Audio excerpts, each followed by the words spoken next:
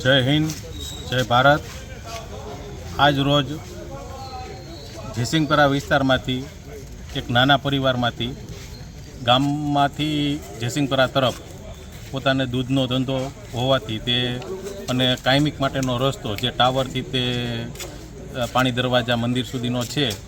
ત્યાંથી એને હરરોજ આવવાનું હોય છે અને એ 9 વાગ્યાની આસપાસ ત્યાંથી આવેલા। ત્યાં થોડુંક ટ્રાફિક જેવું હોવાથી એણે ગાડી ઊભી રાખેલી। કોઈ વ્યક્તિ આજે ગુનેગાર હતો તે એણે આવીને અને સીધું એને કીધું ગાડી લે, એટલે કે ગાડી નહોતી આગળ જઈ શકે એમ એવી પરિસ્થિતિમાં કીધું કે ભાઈ ગાડી થોડીક આમ બાજુમાં કેન છે એટલે 2 મિનિટ ખમો, એટલે એમ કરતાં એણે ગાળું દઈ દીધી અને ગાડી લે આમ તેમ થોડાક આવારા તત્વ જેવા હતા ને થોડાક ગંજેરીને આવી બધી ઘણી વાત સંભળાણી છે કે ભાઈ આવી રીતના એ લોકો છે। એટલે જે અવારનવાર આવા તત્વો જે હવે એ જ એરિયામાં એ જ રસ્તેથી નીકળવું, જ્યારે અમારા જેસિંગપરાની 50,000ની વસ્તી આજુબાજુના ગામડાઓ બધાને એક જ રસ્તો એવો છે કે ત્યાંથી નીકળવું પડે છે ગામમાં જવા માટે। હવે આ રસ્તામાં અમારા પરા દ્વારા અવારનવાર વારાઘડીએ આ જે ફરિયાદો અમે આપેલી છે કે અહીંયા જે લુખ્ખા તત્વો કોઈ જ્ઞાતિ જાતિના ભેદભાવ વગરની અત્યારે વાત કરીએ છીએ કે જ્યાં લુખ્ખા તત્વો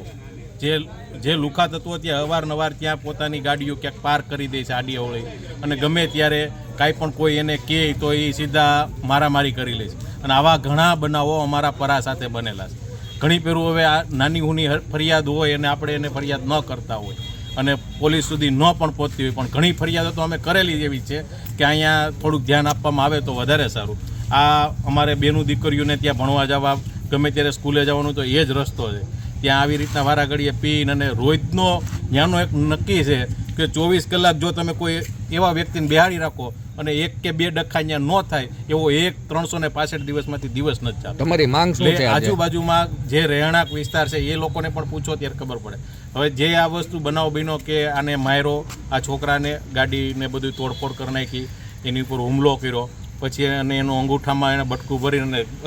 ઘણી જગ્યાએ બટકા ભરી લીધા છે અને આવો બધો, અને ત્યારબાદ 9 વાગ્યા પછી પાછા એ બીજી જગ્યાએ પણ 10 વાગે બીજો બનાવ બન્યો કે 10 વાગે બીજી જગ્યાએ જઈને એને પણ એને મારેલા છે। એ 2 જગ્યાએ અત્યારે સિવિલમાં 2 વ્યક્તિઓ દાખલ થયા। ત્યારે અમને 10 વાગ્યાનો પણ ખબર પડ્યું કે 9 વાગે તો બનાવ બન્યો, પણ એના એ જ વ્યક્તિ પાછા 10 વાગે બીજાને માર્યા। આટલો એને લુખાગીરી અને એટલી બધી એની દાદાગીરી હોવા છતાં જ્યારે અમે ફરિયાદ કરી ત્યારે ફરિયાદમાં થોડુંક તકલીફ હતી, જેથી કરીને અમારે પોલીસ સ્ટેશને આવવું પડ્યું અને 3 કલાક સુધી અમારે રામધૂન બોલાવવી પડી। હવે જ્યારે સાહેબ આવ્યા અને સાહેબે જે વાત કરી કે શું પ્રોબ્લેમ છે ત્યારે અમે એને પૂરી રજૂઆત કરી ત્યારે સાહેબે પોતાની રીતે જે કાંઈ ગુનાઓ દાખલ થાય અને પોતાની અમને આશ્વાસન એવું સારું એવું આપ્યું છે કે આ